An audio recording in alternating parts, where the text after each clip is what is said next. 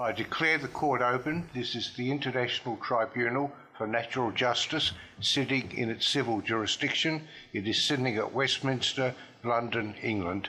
I transfer the initial part of the proceedings over to Justice Cleverly. I'm much obliged to the Chief Justice, and I'm grateful for all those who have attended here today. The International Tribunal of Natural Justice, as you know, is constituted by the will of the people, who are engaged in the belief that matters that are of an endemic, unjust nature should be brought to public notice, and matters such as those that lay before us today. I'm very grateful for them to be brought to us. I'm very grateful for the bench to join me in this. We relate to the stripping of assets in an unjust manner from those to whom it is alleged they rightfully belong. If I can now turn to Chief Counsel, who can summarise the matters for the court and to lay before us exactly what it is that we've been asked to look at. Thank you, Justice. Before I summarize the court, let me just say we have a schedule today. It'll be roughly 20 minutes per witness, beginning with Mr. Richard Hillgrove, who will have to leave, followed by Commissioner Stansfield, who would normally be first but has very graciously agreed to be second, and then Paul Millender, and then Gordon Bowden, and then at the end, Michelle Young speaking in her own words about her own case. However, given the import of this case and the possibilities of this case being a signal example for England of things that are awry, that need attention, I've spent 6 hours interviewing Ms. Young, and I've prepared this document of 15 pages that summarizes the case. And without objection, Ms. Young has introduced this to the court to use as it wishes. There are, in my view, 9 key points to be made about this case, which has been very much covered in the media, but generally not covered well. Number 1, her husband leveraged her father's money and her money and contacts to create a fortune that was a joint fortune. He had no permission to move that fortune into offshore accounts when she announced that she was going to seek a divorce. This was a legitimate fortune, and the media was given a story to take everyone off the scent that he had not only made his fortune through mafia connections, but had also lost this fortune, a story he himself started, in a bad Russian investment. His own lawyer said in a public court hearing that he had lost no money in Russia. So, a great entrepreneurial husband who leveraged family money and connections and made a legitimate fortune. Number 2, the value of the estate was no less than £800 million at the time of his death. And I'll speak to that in a moment. She has evidence that all of these properties were in existence and were not, in fact, lost. Number 3, the Russian mafia stories, as I said, were a contrived distraction. Number 4, her husband, by all evidence I have seen, was murdered rather than committing suicide. In the United States, we have suicides that put 2 bullets in their brain. So this husband managed to fly 2.7 meters out the window without disturbing the ornaments on the windowsill. And I believe that that should have been better investigated. Number 5, asset stripping. In the United States, we have mortgage scams, low income, no cost, no doc mortgages, in which people are basically stripped of whatever money they can put down, and then they're foreclosed upon. It's a horrible, horrible thing that's been done to an entire class of people. Asset stripping through contrived insolvency is institutionalized fraud. And we're very fortunate to have the commissioner here. He's testifying to Parliament. He is acutely aware of many of these things, and I believe he's one of the good guys that will, in the future, help England resolve this.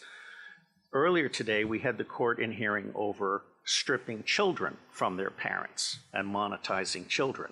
This is a higher level of asset stripping. It's monetizing life fortunes for an elite who is preying upon people who are not part of that elite, who have made their money the old-fashioned way by working very hard. This case, when properly documented and rigorously presented, and we do have some documents that the Commissioner has kindly agreed to review and has seen in advance, demonstrates that England's legal and financial systems have been completely compromised.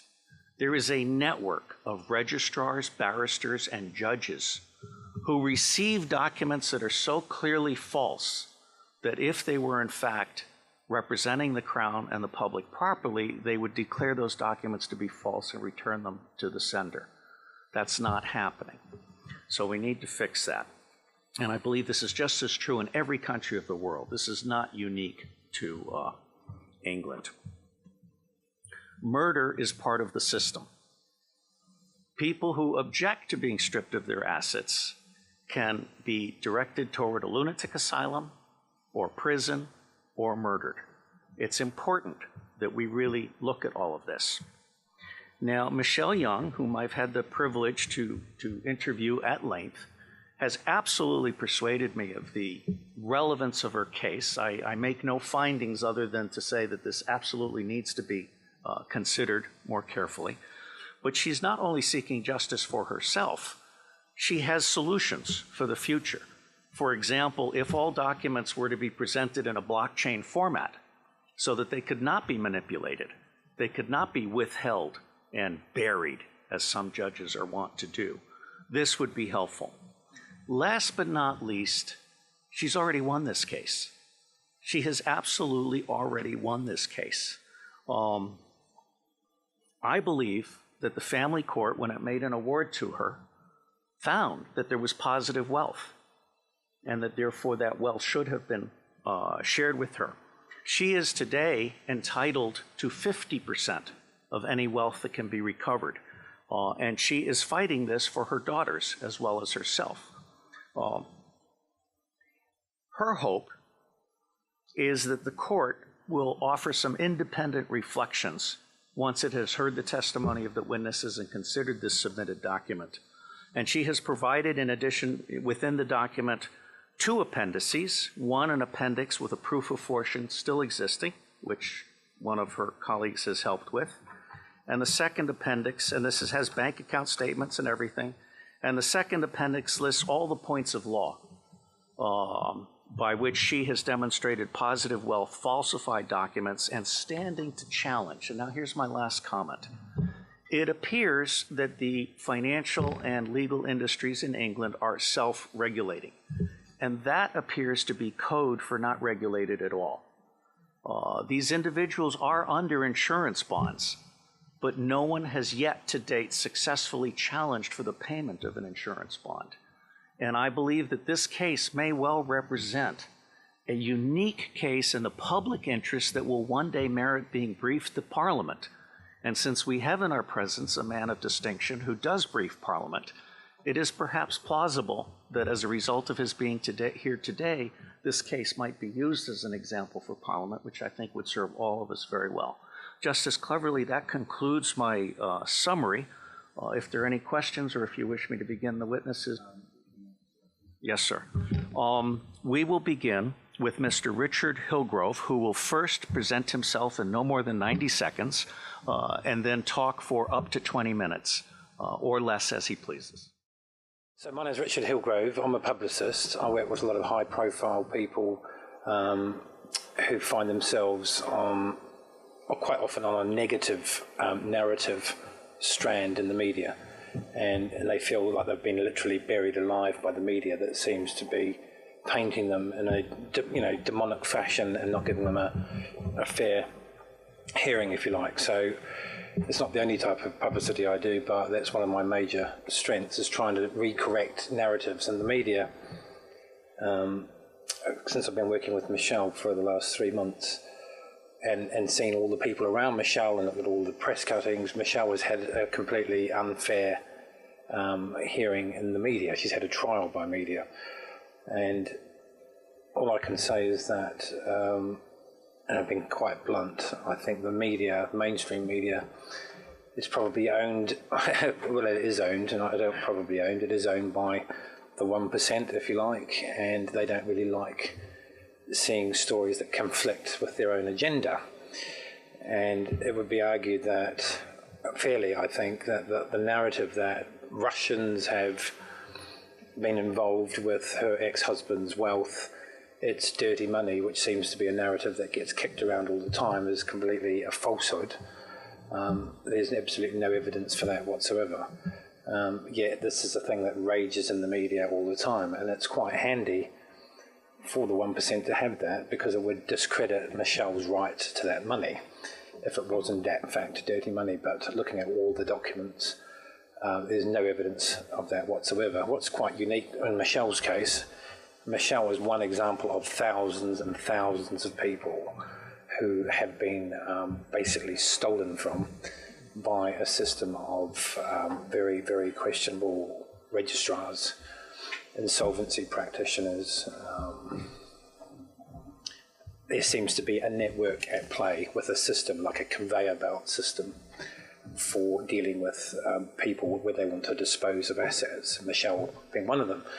But quite uniquely, and I'm sure was very, very, very left field, was Michelle's recovery of asset schedules on a laptop that was given to her daughter by her late husband, not suspecting in a million years that a recovery of the assets from the laptop would be achievable. So the conveyor belt system went ahead, and suddenly there was presented assets to the value of 800 million or more. I mean, looking into it, if further investigation is to be had and the real value is recovered, it could be up to 4 billion, not so 800 million, up to 4 billion. Michelle presented that. She had it verified by forensic experts and presented it in the family court. And for whatever reason, that was not acknowledged by the judge in his decision to award Michelle 26.6 million. So, and everyone I've spoken to says it's 800 million, and it was very clear to the judge it was 800 million. And for some reason, who knows why, that was ignored by the judge. But regardless of that, there is an award in the court of 26.6 million. When you think there's a network of people at play, Michelle was the largest creditor on that very unfair award by the judge. So it should have been 400 million if you accept that there was 800 million. Instead, for whatever reason, 26.6 was arrived at, which seems to be a number plucked from thin air. So the insolvency practitioner of her late husband's bankruptcy estate, which Michelle should be, or is, the largest creditor, should have been acting in Michelle's interests to recover aggressively money from that estate. Instead, somehow the judicial system has allowed the same insolvency practitioner, who's supposed to be acting in Michelle's interest, to raise an invoice against Michelle for 84,000, a paltry sum, a very small sum of 84,000. Obviously, Michelle has been awarded 26.6 million. Whether she agreed to accept the amount or not, it's still an order of a judge, so that sits there. How the insolvency practitioner, the same one who was managing the bankruptcy estate of her late husband, was allowed to go to a lower court and change her reference number, so it wasn't migrated as it was supposed to. It's supposed to migrate with her, because any judge making a decision would see that Michelle has been awarded 26.6 million. She's in credit, if you like. Somehow, with a different reference number and no acknowledgement of the existence of the award of 26.6 million, a lower judge, a registrar, clearly, in my opinion, working on behalf, or certainly friendly towards the insolvency practitioner, bankrupted Michelle for £84,000. This is the same insolvency practitioner that was supposed to be recovering 26.6 million. What that did is put a big iron curtain down over Michelle's affairs. Michelle could not attend creditors' meetings. Michelle has no longer got any information as to how the recovery is going. Michelle has lost all her rights, and I believe her human rights have been breached. But for one, you are not allowed to migrate to a lower court and aggressively bankrupt someone who's got a credit of 26.6 million. So since then, Michelle has been trying to get information, has been trying to get investigators, but there's been a complete stonewall silence, and the insolvency practitioner has not recovered or reported to anyone, because I've seen creditors' reports from other creditors, if you like, and in all the time that they've been investigating or supposedly recovering the assets, which Michelle can't see whether they've recovered or not, because they've bankrupted her illegally, they haven't reported to any other creditors £1 of recoverable assets, despite the fact there's clearly in existence over 800 million assets sitting there waiting to be recovered. So in my opinion, a whole lot of recovery probably has happened. Michelle, it hasn't helped, and this is from the media point of view, that every time you talk about this, you just get the whole Russian thing come up. No one's willing to look at the systemic fraud which seems to be going on in this country on a daily basis. And Michelle reaches out and helps so many other people. She's got her Michelle Young Foundation, and people from all walks of life come to Michelle for help. Michelle spends half a day on the phone helping other women, not just women, there's other, all sorts, but particularly women who don't have a laptop with all the assets scheduled, but they know something's wrong. And bankruptcy is used to get them off the scent, if you like, and make them paralysed in their ability to get what's rightfully theirs. But all sorts of people have come out of the woodwork, and I've seen multiple other cases. I mean, the list is as long as your arm. Thousands and thousands of people have been put under the bus, if you like, while collective networks of insolvency practitioners, friendly registrars, banks are clearly the insolvency service itself seems to be compromised in the system of sharing someone's assets. I mean, Mr. Melinda will talk about the fact that creditors are falsified as a way of basically creating a clean balance sheet, so when the assets are stolen, it stacks up. But nothing seems to be put on the land registry. In any case, the uniquely false reference number that seems to be used in a shadow court ensures that the actual paperwork doesn't sit on land registry, and it doesn't seem to sit on the national records either. So it seems to be a funnel that these cases go down, with creditors falsified and everyone sharing in the spoils. And Mr. Bowden will talk later, who I met, about how common postcodes are used. These postcodes used where money goes through a place called Finchley Road, I heard all about, where there's something like 200,000 different companies have been registered there. The assets then pushed through there into multiple locations offshore and hidden away.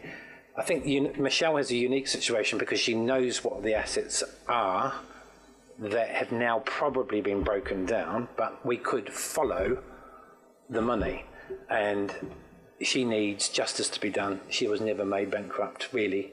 That needs to be nullified. She needs to have all her rights restored, and she needs to be able to get justice for herself and her daughters, in my opinion. In the lower court, where the bankruptcy notice was issued, was the deputy registrar made aware that there was a family court decision? From what I understood, it's so high profile that it's very rare for any family court case for the details to be made public. But the judge, because it's so in the public interest, the entire media was allowed to have full reporting on the family court case. So I can't answer whether that registrar was told on the day. I'm sure Michelle, who represented herself, I believe, on the day, made it pretty clear. Yes, the courts were aware, the family courts and the insolvency courts were aware of the hard evidence I had from Scott's computerised records. So the deputy registrar was aware that you had a judgment of correct 28 in the lower court. Correct. In your favour. Yes. And he bankrupted you on an alleged debt that you disputed of $84,000. Which was unliquidated as well. Unliquidated. Yes. So he failed to take into account the fact that you had the means to pay any $84,000 bill, whether it was genuine or not. It was actually even worse than that, because one of the schedules from Coutts Bank for $318 million had a life insurance policy on it for which belonged to my ex-husband Scott.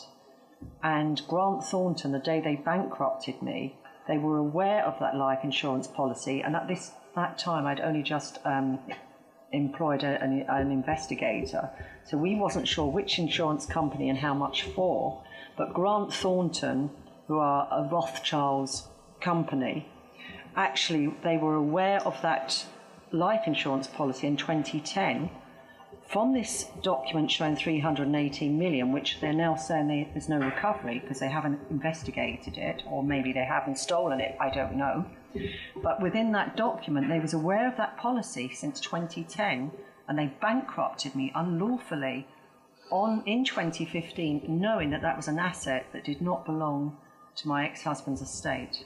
I'm familiar with the process of bankrupting people to prevent them issuing legal proceedings on the basis that the trustee has to issue the proceedings.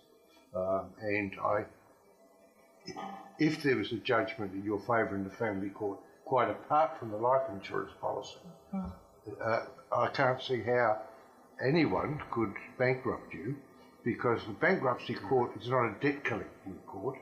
It's there to protect people who can't manage their affairs. Your Lordship, that is not happening. I can say to everyone in this room that what is going on in this country that's meant to be called Great Britain is absolutely disgraceful. It is litigation enslavement. They are ignoring the law, ignoring evidence, and they are unlawfully bankrupting people, exactly the same as the family courts are unlawfully taking children from their parents. And we'll pause for a moment to allow a switch out in witnesses. We have a question for Michelle Young or anyone who can answer from His Grace. I'm not surprised to hear the story, the way he shared it with us, because I know of another case of an Egyptian friend who lost $4 billion. I was asked to trace part of that money in Canada, found $205 million in what's known as Canada Trust Bank, and asked a lawyer in Canada to follow that case. But both he and the son of this gentleman who died, we didn't know what happened to him. Took him to hospital. He never came back in no time. I'm also aware of what happened to Cyprus. The European community robbed the people of Cyprus $5 billion rather than giving them $15 billion to help them get out of their mess. They gave them 10, and then they took $5 billion from two banks, the Bank of Cyprus and Laiki Bank. And I know quite a number of friends in Cyprus who suffered as a result. My question to you, Michelle, what if someone offers to pay the $84,000? Would they release the money that is entitled to you, or as being bankrupted, you have no right? What they actually did when they unlawfully, fraudulently bankrupted me for this $84,000, with the previous litigation funding, which I had to use during the divorce proceedings, which was £17 million, they threw that as debts on top of the $84,000. So what they tried to do was drown me in fake debts, because these debts are not, they wouldn't be able to claim on the litigation funding until we recovered assets. So they did not adjudicate on these other debts, but they said that even if I had the $84,000, they would not release me from this unlawful bankruptcy.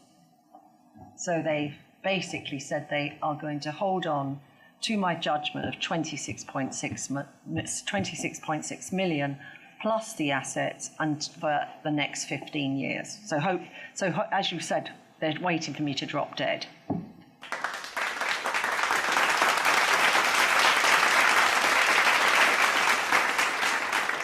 I'm really delighted, honored to welcome Anthony Stansfield, Police Commissioner. Commissioner, we're really truly honored and grateful that you're here because we believe that in the public interest, your participation in this event and the message you might take to Parliament will be in the public interest. So at this time, I'd like to give you as much time as you wish with 20 minutes as an outline. And the only question or two that I'll have for you relate to the documents I've already shown you at your convenience. Yeah. Well, good afternoon. I'm an elected person as the Police and Crime Commissioner. I'm elected over the Thames Valley, which is the biggest area, really, a non-metropolitan area in the country. It's got about 2.5 million people in it. And it represents 21 parliamentary constituencies, including the Prime Ministers and the last Prime Ministers and the number 2 in government. So I have a reasonable political voice. I'm in effect an executive chairman of law and order across that area. And in 2013, we started an investigation into one of the banks. It was a bank that no longer existed, but had been taken over, but the directors had moved between the two banks, and that was Halifax Bank of Scotland, HBOS, which was taken over by Lloyds in 2008, 2009. And it was an extraordinary investigation. 2 other police forces had turned it down. The Serious Fraud Office wouldn't look at it. And we did look at it. And it was one family, a man and wife team called Paul and Nikki Turner, who put the cases together and brought it to Thames Valley. And it looked as though a very large proportion of the crime had been committed out of Reading. And it was a vast fraud.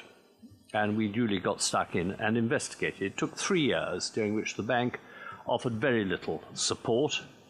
We only looked at a fraud of 245 million. I think there was a reason for that. It was being deliberately kept below 250 million, which meant if it had been over, it had to be reported in all their accounts. And they were very keen not to do it, as they were doing rights issues at the time.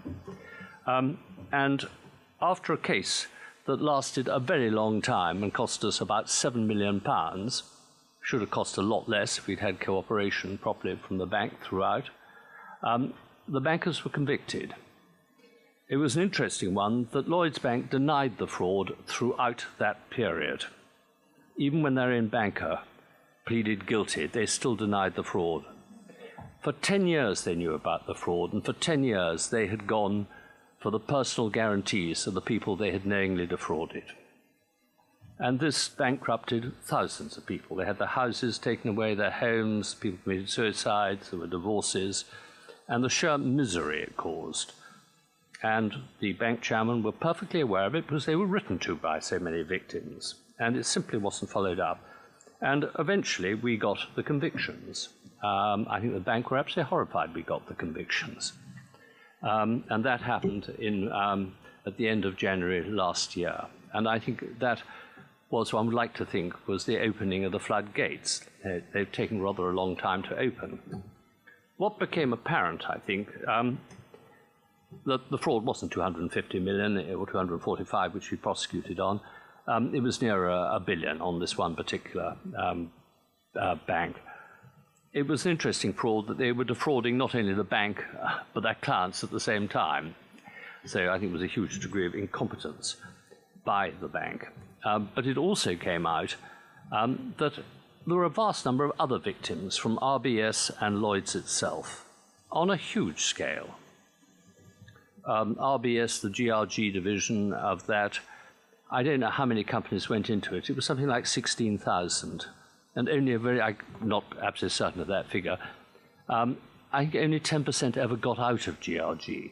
Now, you would think if these were toxic companies that were collapsing, GRG would be losing money. They made an enormous profit. And the head of that is now the chief executive of Santander, which I find personally extraordinary. And that was said in the House of Commons by Sir Vince Cable. There was an interesting I think, sideline to all of this, that most police forces do not have the money or the capacity or the capability to take on fraud cases. When you find you're legislating or prosecuting a bank, they have the smartest London solicitors. They will have unlimited money to spend on their legal cases. The police said it cost us £7 million. We didn't get much of that back. We got £2 million back from the Treasury, from the Home Office. No private individual can really take a case against the bank. They will put the case off. They will come up with every problem.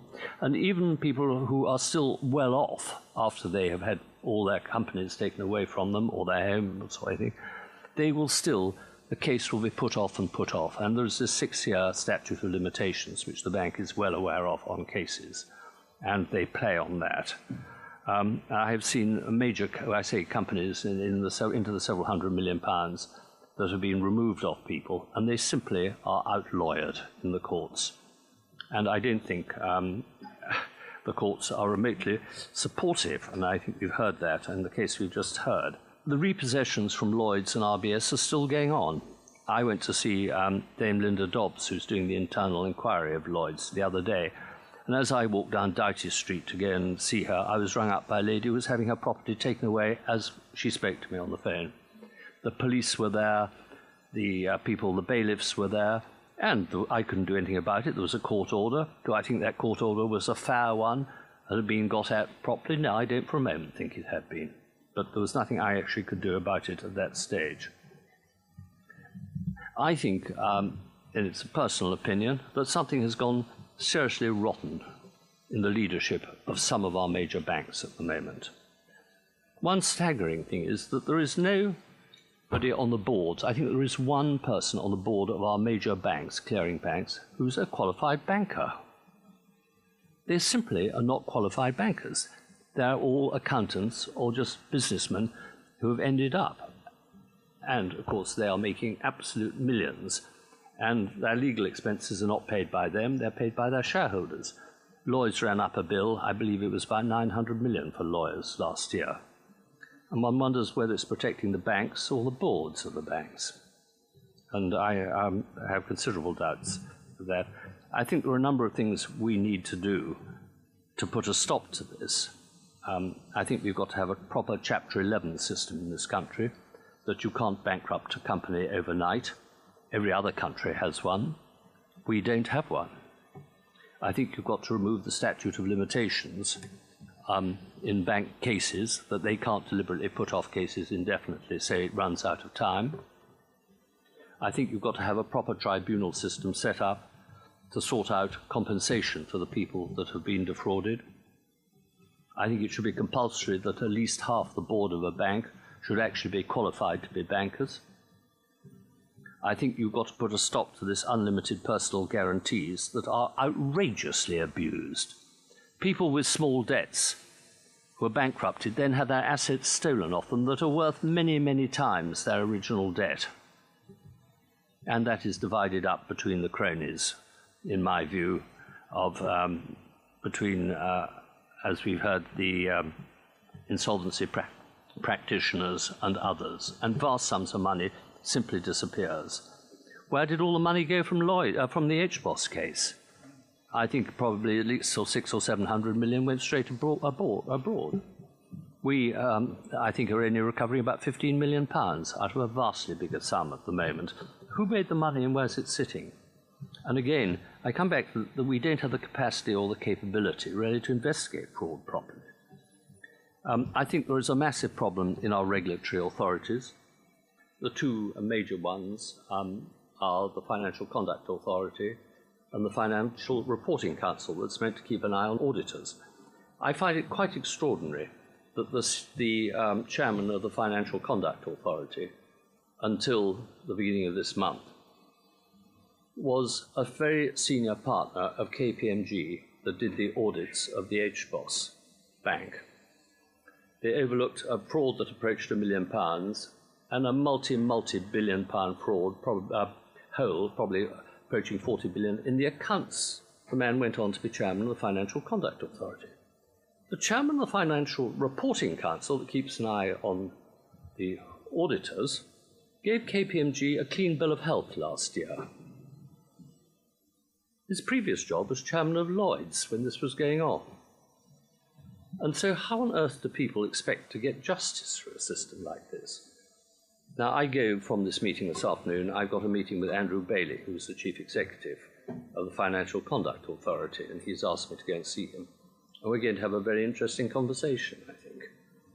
I don't know quite how we stop this. I am now talking at the most senior level of government, and I mean that. In 2013, there was an internal report written within Lloyd's called the Turnbull Report. It was commissioned by Lloyd's, though they now deny it was commissioned by them, but they did because I've got their internal emails. And that lays out quite clearly what went on within Lloyd's Bank. And Lloyd's say it's not only did we not commission it, but it's an unsubstantiated report. Well, it was written 3 years before they'd admit to a fraud that is clearly laid out in this report. So it is pretty well substantiated. Now, the Financial Conduct Authority has sat on that report for several years, for 3 years anyway. I made absolutely certain now that it has gone to the Home Office, it has gone to the Serious Fraud Office, and I hope that something will be now done about it. I'm by no means convinced that that is going to do it. I need to be called in front of the Treasury Select Committee and ask the right questions, and I then, under parliamentary privilege, can reveal most of the information. And it is absolutely devastating. I think the banks have got into a mindset now that they're above the law and they can get away with it. And the insolvency practitioners, their lawyers, the valuers. How are houses that are valued at 1.5 million suddenly valued at 400,000 and flogged off? This is the sort of thing that has gone on time and time again, and there is something absolutely rotten. And I think Parliament, is aware of this. There was meant to be a debate about it in the House of Commons yesterday, but it's had to be put off for a fortnight because there was an emergency debate on Syria. I think that will be an interesting debate. I went to a debate about it a month ago. It's the only time I've heard all 7 parliamentary parties represented in the House of Commons all agree that something had gone extraordinarily wrong within our justice system. There's one thing them agreeing and another getting some action out of it. And my concern under all of this is that I think the Home Office would like to do something about it. I think a Ministry of Justice would. I don't actually think the Treasury wants to do anything about it. And the Treasury controls the regulatory authorities. And it was interesting that last year the chairman of the Treasury Select Committee, Andrew Tyree, wrote to Philip Hammond, it's an open letter, it's not a secret, and said, you cannot go on closing down our inquiries into these things. And he got a letter back from Philip Hammond and said, oh yes, I can. Under the Financial Services Act, or whatever it was, I think it was of 2012, I'm allowed to do this. It was passed by an Act of Parliament. Well, of course, it was probably in an annex to an appendix to an annex on page 562, and it certainly wasn't understood by the members of Parliament when they signed up to it. And so we don't have a proper system of regulatory authorities, in my view, at this time. And I think also they're far too small. The estimate, which is now quoted by the National Crime Agency, I may add, and I pressed them into this number, I don't think they'd even thought about it before, is the University of Portsmouth in 2016 put the amount of fraud in this country at 193 billion. Now, if you think we'd pay off our national debt in no time at all if we didn't have it. And I don't think it's very expensive to stop it. I think we need to spend probably 500 million, which is what, half of 1% of the amount. You need to set up at a regional level, proper regional policing level, serious fraud offices which look at the frauds properly. At the moment, my superintendent who deals with this, our sort of fraud officer, senior, he's also looking at child sexual exploitation and things. We need a dedicated, experienced team to look at these things, and we simply don't have it at the moment at any level of government. The serious fraud office is tiny. Action fraud in the City of London get paid, I think it's something like 15, 16 million a year. Serious fraud office is about 35, 40 million. This is to tackle a problem that runs nearly to 200 billion. We've got to spend money on this, and it's got to be money not from the Home Office, but from the Treasury. And I think it is the Treasury who are putting the brakes on this, and I'm doing everything I can to stop this and get some movements. Anyway, it's got quite a long way to go, this one, but I think we're closer to getting something done about it than we have been for a very long number of years. Thank you.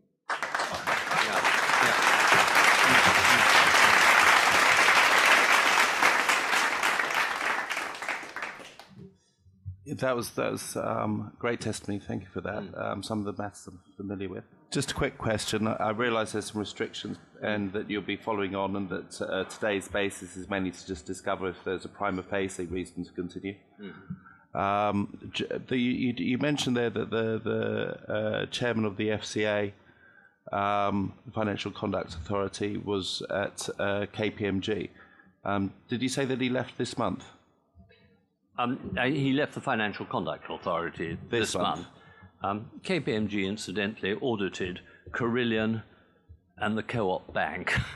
I mean, I think they were also in the Zuma matter as well. Zuma Gupta matter. I think the whole business of auditing by our major companies is quite extraordinary. And the Turnbull report, the internal report in 2013, lays this out very clearly. And what is nice about that report is it names names. And it names companies. I think, unfortunately for me, I might have to step down from this bench in regard to KPMG and the FCA. Yeah. I have 4 questions, but if there's any other question from a justice first. You mentioned, Commissioner, that you'd be giving more information when you were giving it to a parliamentary committee. Yeah. Is that if you give the same information outside the protection of Parliament, that there's a risk of you being sued to keep you quiet? In my view, yes, because I can only really release what was released in the trial against HBOS. If it wasn't released. And the interesting thing about the trial of HBOS, there was no point in prosecuting 800 million or $1 billion, because you can't get more than 15 years for fraud. And you're going to get that whether it's 245 million. And we got the maximum sentences on 2 people for that. So it was limited. Thank you.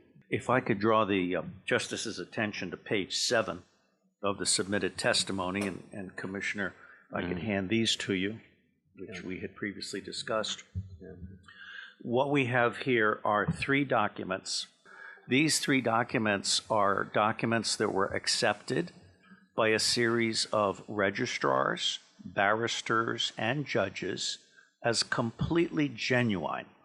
And they have been marked up by a certified public accountant who has identified numerous falsities in that person's judgment that would have warranted, in a properly run system, the immediate rejection of these governments. Now, I have shown them to the Commissioner prior to our proceedings beginning, because it is certainly not my intent to cause any discomfort. So I would be grateful, Commissioner, if you care to comment in general terms on your preliminary thoughts as to whether these documents should have been questioned by the process in place. Yes, I'm not a lawyer, but looking at them, I would have thought clearly they should have been. And I have to say that this seems to have been replicated in probably thousands of other cases where things have been taken before courts, and they've been, I don't know whether the judges and registrars just think the banks are always being honest and the IPOs are being honest, but they seem to always side with one side on this one, and I think it is a national scandal, this, actually. Thank you very much. I have just 2 more questions. It seems like it's impossible to prosecute forgery in the United Kingdom. Should there be a process? Is this the regulatory process that you've been speaking of as a solution? Yes, I think it is possible to prosecute it, but I think it comes back to the capacity of the police. If the police don't prosecute it, nobody else is going to. And the police have been cut. My own budget for policing in Thames Valley has been cut by 100 million a year, which is a substantial sum. And so with all the other things we are covering, fraud has not been a high priority for policing. I think the damage it does, the victims of it, is absolutely horrific. And it destroys, families, and homes are taken away. I mean, the Turners, Paul and Nicky Turner, had 22 attempts to take their house away over 10 years. They couldn't afford to heat their water. And it wasn't until we got the prosecution, the guilty verdict last year, and the bank admitted it, that they started to talk to them, and they have been compensated now. But if we hadn't done that court case, Lloyds would still be fighting them, would have taken away their house by now, knowing it was a fraud.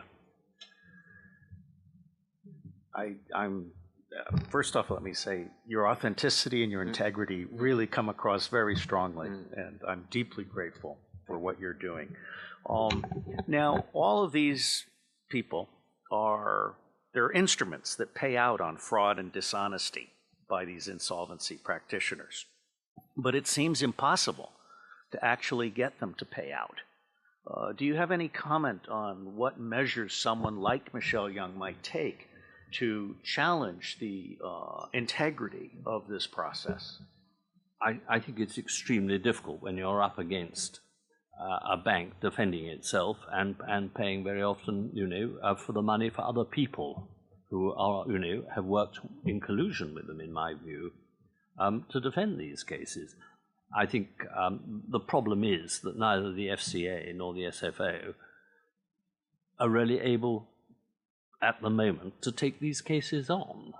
They don't, again, have the capacity or the capability. We have to put a lot more money into it. And I think if you put £500 million a year into tackling fraud rather than less than 100 million, if you couldn't save 50 billion in the first year, I would be very surprised. You only need to put one or two senior bankers in jail for a start and set up something like we had in the Far Eastern places, independent committees against corruption, which we don't have. I once had to, in another life, when I was much younger, I was chief of staff of our sort of overall intelligence system in the Far East, and I came in well after it had happened, but it became clear that the Hong Kong police were corrupt, and you couldn't do away with an entire police force because we'd have had complete mayhem. And what we had to do was take out some of the big names and draw a line and have an amnesty and put in a proper independent committee to stop corruption, and it was stopped very successfully. And I think we're going to have to do something on that scale with our banking system at the moment, but I don't think it can go on in its present state. Thank you. Justices. Actually, I think we should ask for a brief recess, and I'll explain the reason later. But thank you very much for the testimony, and very good luck. Thank you. So we'll declare a 10-minute recess.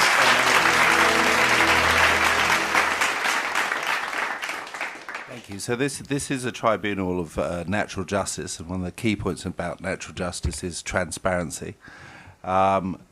And so we took some time out there because I have a particular issue with two of the names that have come up, which put me probably a bit squarely in the court over there on that side of the court, and may have some evidence that would have been useful to you. So on the back of that, I'm going to remain on the bench, but I won't be taking a decision as to whether this is prima facie or not. Thank you, Justice Cleverly. We're now going to go to the final two witnesses and then Michelle. Good afternoon, all. Paul Millender. Originally, I've had a varied life in terms of business. I've run online gaming enterprises. I then moved into wind farm development, how I originally became involved in the insolvency business.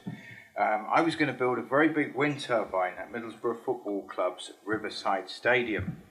And to cut a long story very short, we haven't got much time, I was very badly stitched up, and I was left with no wind turbine.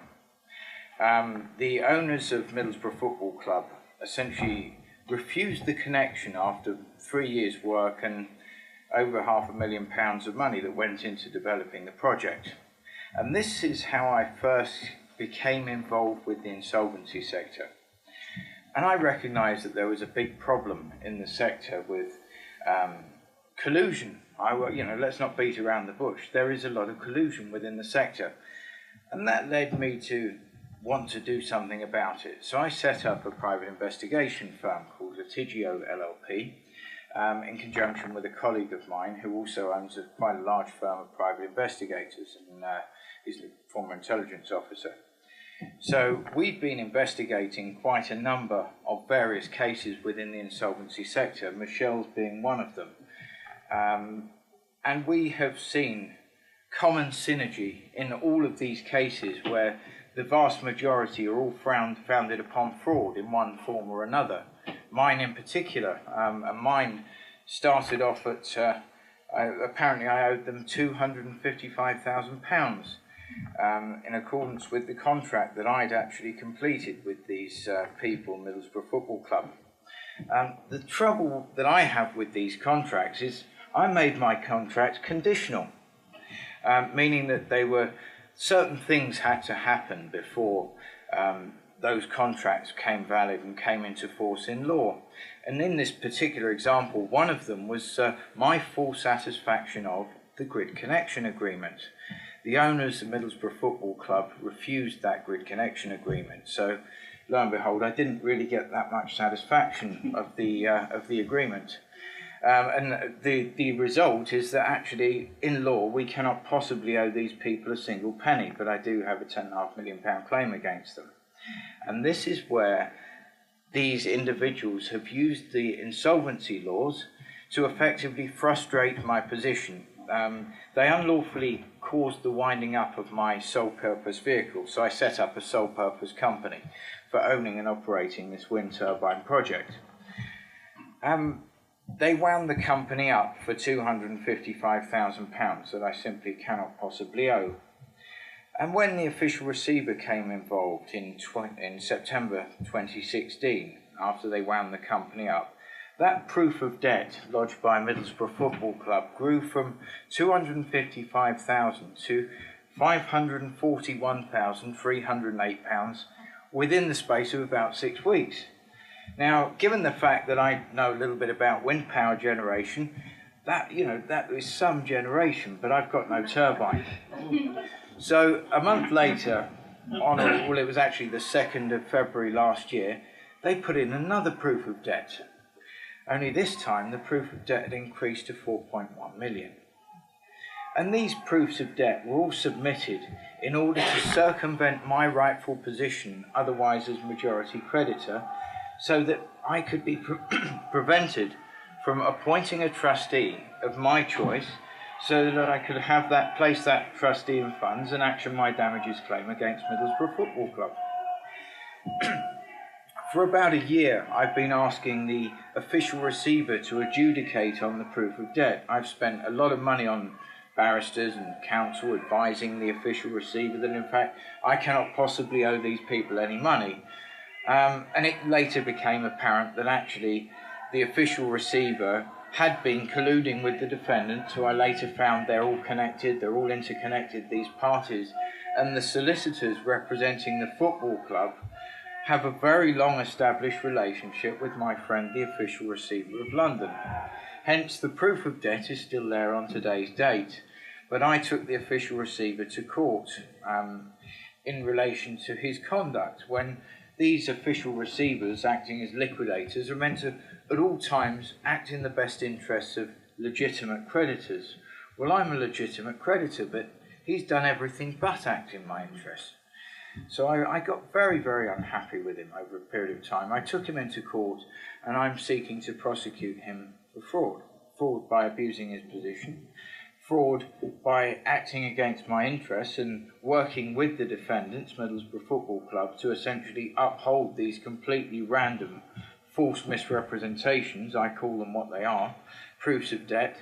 They are false proofs of debt, so therefore they are fraudulent misrepresentations when the parties clearly did have full knowledge that there is absolutely no way on earth that I could owe them this money. On the contrary, the position is quite the opposite. I have a £10.5 million claim against them for the damages that they cost me resulting from killing my wind turbine project. So that's the background in short on my one.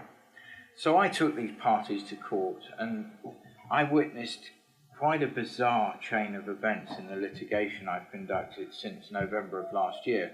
I've been backwards and forwards to court every other week. Yes. More or less every other week. And I've seen many of the judges. They all know me on a first name basis. Whether that's a good thing or not, I don't know. But I've focused particularly on these registrars, these insolvency registrars. I will name them.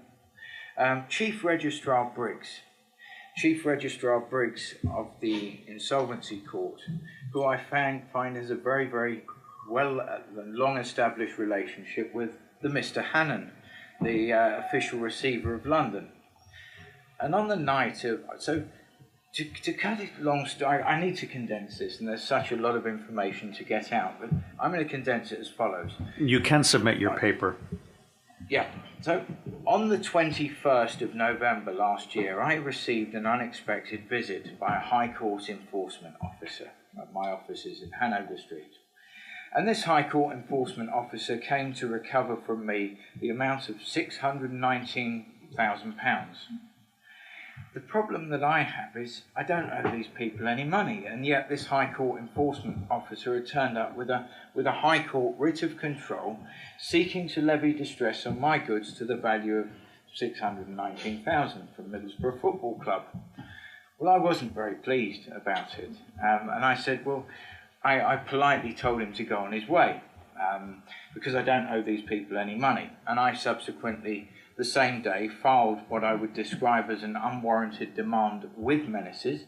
You do have the High Court enforcement officer seeking to levy distress on my goods to their value, when fundamentally no such order of the court exists.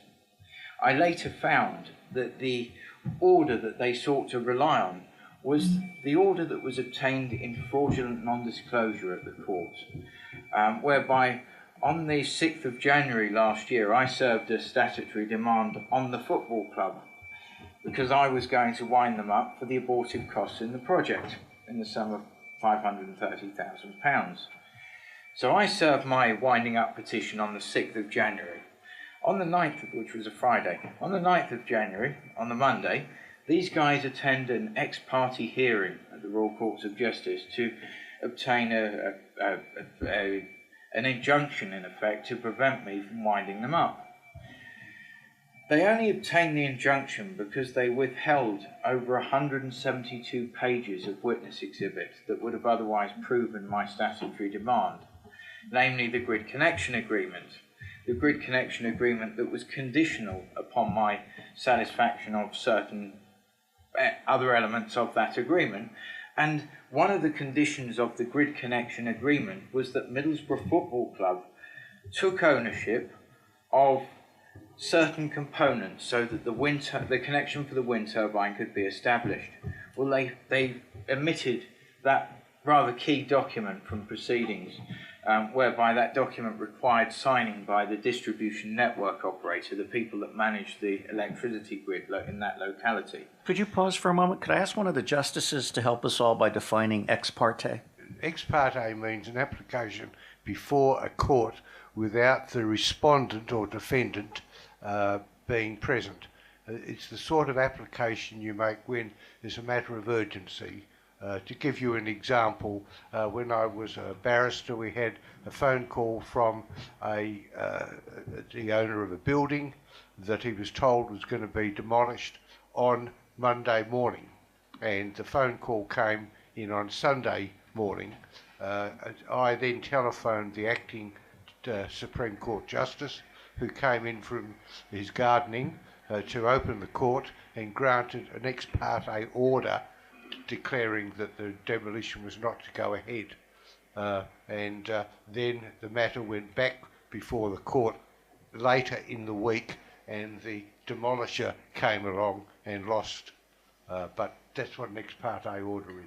But in relation to this specific problem, what it really means is there's no opportunity to challenge falsity. Yes. Yeah. No opportunity, and usually you only get an ex parte hearing if there is a genuine, urgent reason for it. The reason cannot be, I don't want the defendant here. Okay, Brilliant. please Thank continue. you. Thank you. So, in essence, these three proofs of debt that we have are all completely false. So I used the mechanism within the Insolvency Rules 2016 to call upon the official receiver to provide me with copies of those proofs of debt. Rule 14.6 of the Insolvency Rules 2016, which makes a provision for the office holder, upon request of a creditor or indeed the contributory, bankrupt, or member of the company in liquidation, to ask the official receiver or office holder to provide those proofs of debt. Well, funnily enough, when I made the request just after the 9th of January last year, I've still, on today's date, not seen the first and second proof of debt that I requested. But surely the official receiver knows that both the first and second proof of debt are as false as the third in the sum of 4.1 million. So therefore I'm seeking to prosecute Mr. Hannon for fraud by failing to disclose information when required in law to have done so. The official receiver, being an officer of the court, is very well looked after, it would appear, by certain individuals within the insolvency court.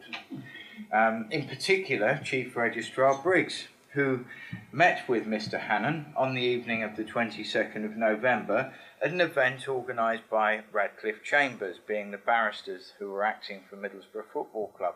So it's very close-knit, far too close-knit for my liking. And yet these judges, these so-called judges, these insolvency registrars, have absolutely done nothing to identify or, to remedy the clear and obvious conflict of interest between these parties. So on the day of the 22nd of November, before Chief Registrar Briggs met with Mr. Hannon and the barrister for the other side, I filed my confidential filings to do with the blackmail, the 619,000 unwarranted demand. And lo and behold, it was Chief Registrar Briggs who approved those confidential filings. And when you make a confidential filing in this court, the judge would have to read, the listings judge at the time, whoever's on at the time, would have to read the confidential filing in order to grant confidential privilege. So therefore my contention is, clearly the judge did know what it was all about, and having read that documentation, on the balance of probabilities, it would be clear that in fact the defendants may well be guilty of blackmail and fraud. I asked for directions on or around the 11th of January this year in relation to the blackmail and the fraud. I asked Registrar Jones, who was the judge sitting on the case at the time, for these particular directions as to what they might want to do about the Section 21 offence, Section 21 of the Theft Act 1968, in relation to blackmail, the unwarranted demand with menaces. The judge avoided the evidence, and he then dismissed my application, which was to remove the 4.1 million fraudulent misrepresentation. And I made that application under Rule 1411 of the Insolvency Rules, which provides a provision in law for the court to effectively adjudicate on these proofs of debt where the office holder has declined to do so. They didn't adjudicate on the proof of debt, even though the proof was blatantly false. They sought to dismiss my application whilst making me personally liable for the costs in his maladministration. That's on to my case. Now I'd like to move on to Michelle's case, which has some striking similarities in relation to the conduct of these office holders and the proofs of debt. I've been investigating Michelle's case, the originating 84.4 K, which Grant Thornton sought to make, they did make Michelle liable for. The difficulty I have with this is that, same applies, these office holders are at all times meant to act in the interests of, not against the interests of, legitimate creditors. Michelle was sitting there as the majority creditor of the Scott Young estate with a 26.6 million judgment order. She was clearly then the majority creditor. In terms of this 84.4 cost. These costs were incurred as a result of Michelle wanting to appoint an alternative trustee to manage the bankruptcy. And at the time that Michelle had made the proof of debt on Q1 2014, Michelle was then majority creditor, and therefore Michelle had sufficient locus by virtue of being majority creditor to have appointed a trustee of her desire. So I contend that the litigation against Michelle is entirely vexatious and is unlawful, because that litigation should never have been commenced by Grant Thornton, because Michelle already had sufficient locus to have appointed a trustee. To follow on from that, I later made another request to Michelle's office holder, who at the time was a trustee by the name of Mr. Allen at FRP Advisory, the trustees acting on Michelle's side. Grant Thornton appointed a patsy, a bankruptcy trustee of their choice, on this unlawful bankruptcy. So they appointed FRP. Yes, yeah. Yeah. So Grant Thornton, and again, this is, in my opinion, an extremely vexatious and conflicting move, that Grant Thornton, acting as trustees for the other side, who are supposed to be acting in Michelle's interest to recover assets, then bankrupt her unlawfully and appoint a trustee of their making to manage the bankruptcy. It's absolutely insane.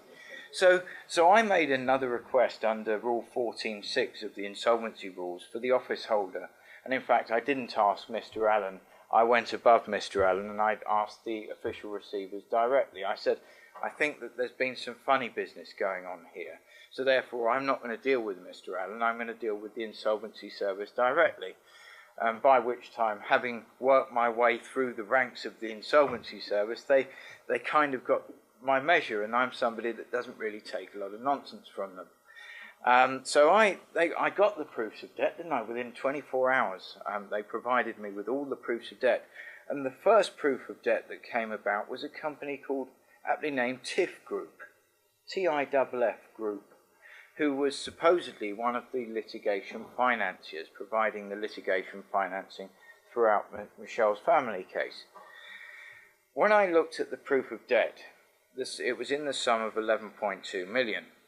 The proof of debt didn't even have the correct date on it, and neither was it made by the creditor themselves. It was made on behalf of the creditor, and on further investigation I found that the proof of debt was largely false, and neither did it meet the requirements set out in Rule 14.4, which sets out the requirements in law for proof of debt.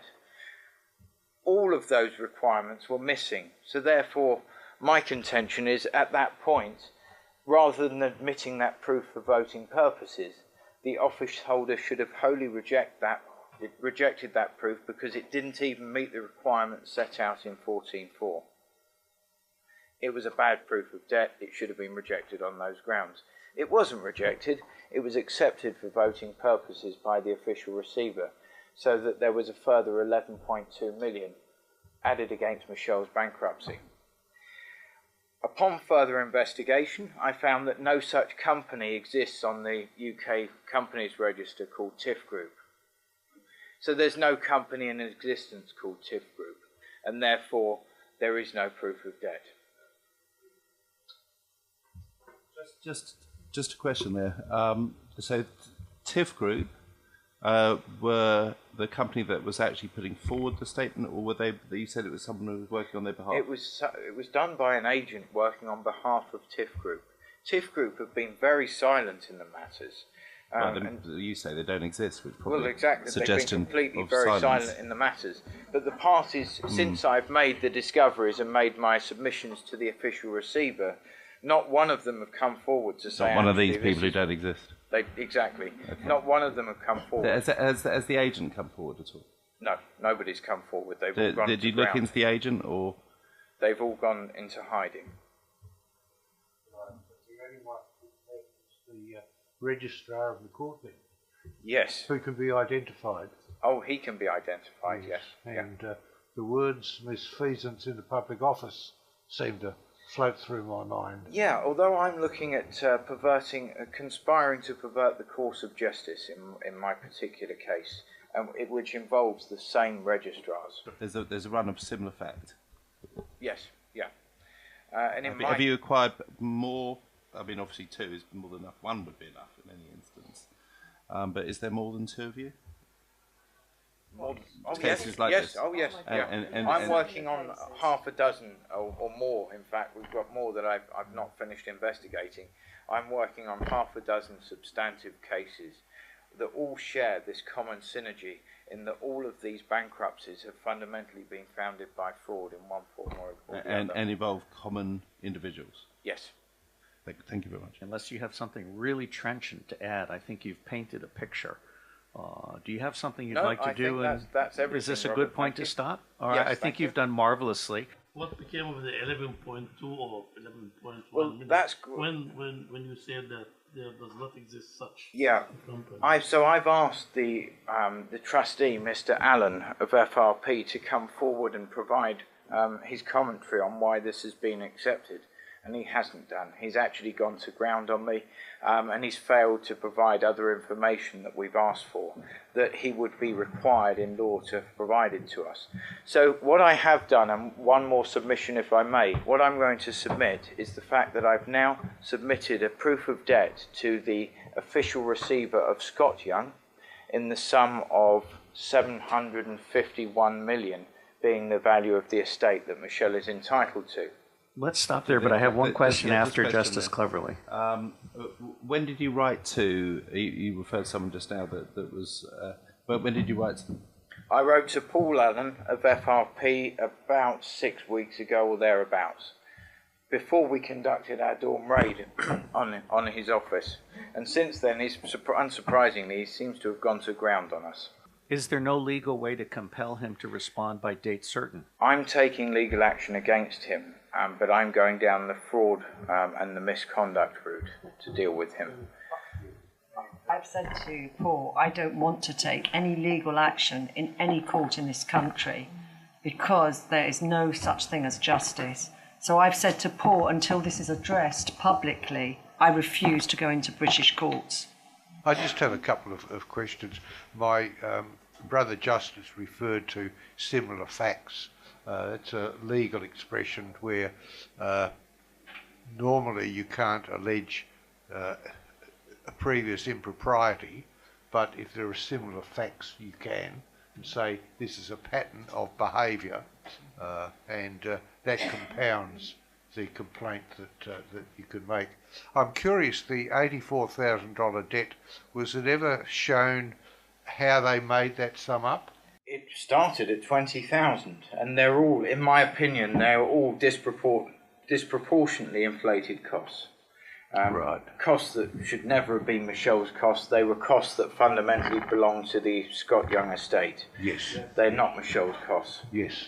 That I found curious. And as I said, I know you said you could name names, but one name we do know. I mean, we've got the name of the Deputy Registrar. And if you do want, I know Michelle doesn't want to take action in a British court, but a British court might be very interested in misfeasance in a public office. Yes. And a term in jail is actually good for your health because you don't eat as much and you don't get any alcohol. So I mean, the 84,000 was actually, those fees were racked up by them denying my legal rights to a creditors' meeting as a judgment creditor for 26.6 million. Yeah. That's how unlawful this is. They denied my legal rights to a creditors' meeting. Thank you very much. I know that there will be another opportunity. My name's Gordon Bowden. I spent 12 years in the Royal Air Force as a GenMech GSE engineer. Travelled the world, and then when I left in 1981, Christmas Day 1981, I was recruited prior to leaving the Air Force as a mining engineer. And I worked for Goldfields of South Africa, one of the biggest, deepest gold mines in the world, 3.5 kilometers below the surface, hard rock mining, with some beautiful people from all over tribes of all over Africa. And following 5 years there, There was a big mine accident. I was stuck for about 16 hours underground in a cage with 120 screaming tribal people. And I decided to change my life, and I then worked at the University of Transkei in the Eastern Cape for 10 years as a facilities engineer, HVAC and refrigeration. I met some lovely people, Nelson Mandela, Thabo Mbeki, Walter Sisulu, F.W. de Klerk, not so nice, and some very nasty people. I met them. That was because my late wife was specifically in charge of the executive dining room, and I used to provide the security with a 9mm Parabellum Browning in case there were any people that wanted to create nefarious activity. So I came into this this diatribe of paper back in 2001, where my new partner, who'd lost her husband with cancer, had invested in a capital venture scheme. It was supposed to be a 3-month short-term investment, which turned out with 25% return on that investment, which after 3 months didn't produce the return, and she was persuaded to sign for another 3 months investment, which didn't return. And then she spoke to me and showed me some paperwork, and I noticed that all she had was a cell phone number, mobile phone number. So as an engineer, reasonable at paperwork recovery, I went through the paperwork, noted the individuals involved in the money trail, and started my own investigations just as an engineer. And what I looked at was, one, the telephone number was a satellite phone number, not a normal mobile phone number. And I then conducted, using 2 attorneys of law, to conduct the paper trail, the money trail, which went to Austria and the City of London. And it was that interested me into how conduit companies move hundreds of billions of pounds through what you call company formations agents, where they set up these companies. And what I'd found in my partner's case was it ended up in one address in the City of London.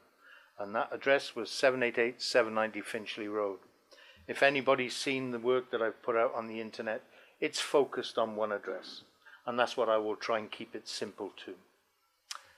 From that address, I found out that there were 209,000 shell companies. But not just the amount of companies, because anybody that's in a formations company agency will have to provide due diligence to protect investors or shareholders of those companies that move in and out of that address. Well, I did my own internet search, as you do, right-click, and found out that this address was linked to very senior politicians, and I will name them. And if they have any right to stand before me in a court of law, they will have to answer how they were attributed to that address. I include Tony Blair, Windrush Ventures. I include Amber Augusta Rudd, Monticello PLC, and many others. I include David Mackenzie Donald Mills, the husband of Tessa Jow, also linked to that address. I include Silvero Berlusconi and the Mafia, also linked to that address. I include a certain gentleman who is the Derby MP, Chris Williamson, who, when you check his interests through the House of Parliament, you will find out that he was sponsored by a company called UCAT, which is a Labour organisation. He was funded a certain amount of money, and I found out that UCAT has a subsidiary, UCAT Investments, and guess where it came out of? 788 790 Finchley Road. So from following my partner's fraud to the City of London, the conduit was that we took this information to the South African police. And what I did there was the 2 attorneys of law presented the evidence in the money trail evidence to the Scorpions, who were the National Prosecution Service. But I didn't trust anybody, especially interlocked to the apartheid government, because the people on the fraud document were apartheid senior High Commission intelligence officers who defrauded my partner. I then took this information with the two attorneys of law. The Scorpions became involved, who were supposed to be the anti-corruption police.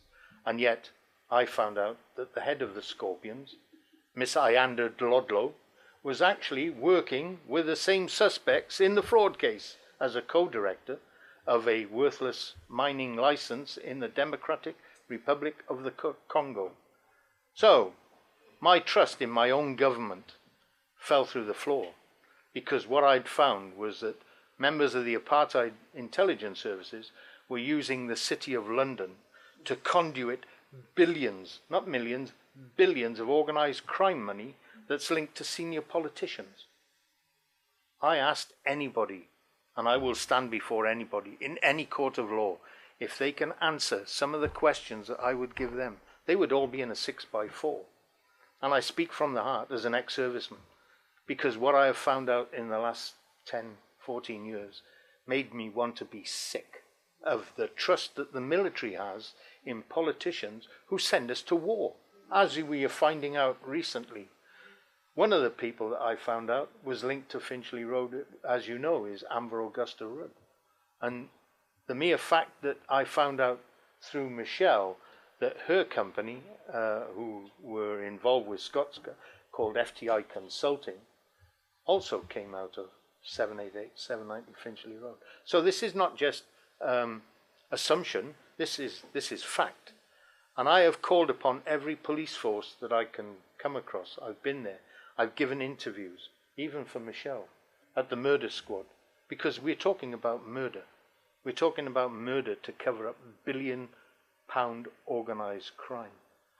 So when I looked at Finchley Road, I dismantled the whole system, A to Z, every company. It's taken me years. But my knowledge of that is that this is irrefutable evidence.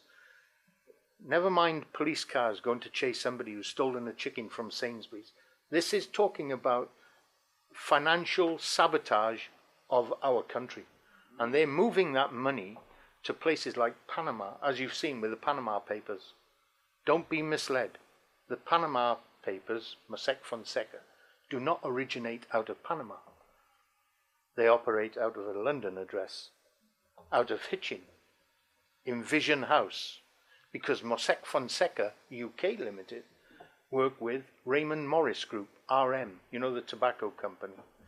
And so it's my understanding of how you can take billions of pounds and feed it through hundreds of thousands of shell companies, moving that money, as with Scott's case, was to understand, because that's where I helped Michelle understand, just by looking at the admin companies, is there is the complicity, the actual fraud system that is moving. They are complicit. They are part of a massive organized crime system that just, it doesn't extend just to London. It moves into Vancouver, Canada, Australia. And my expertise in the mining industry also included Michelle's Scott Gordon Young's companies.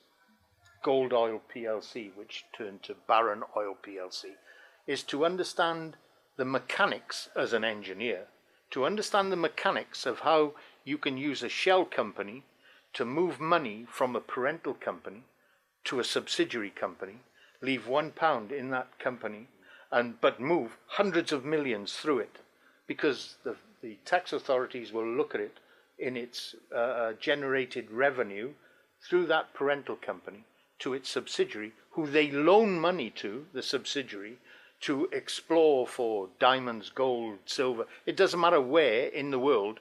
They loan that money, the subsidiary company writes it off in exploration fees. There's nothing left. And they've been doing this for generations in my research. Specifically for Michelle, I'll go on to this file, as short as I can. When I looked at the Scott Young case, Michelle provided me with certain information on companies where Scott and Michelle, or Scott's shareholdings were.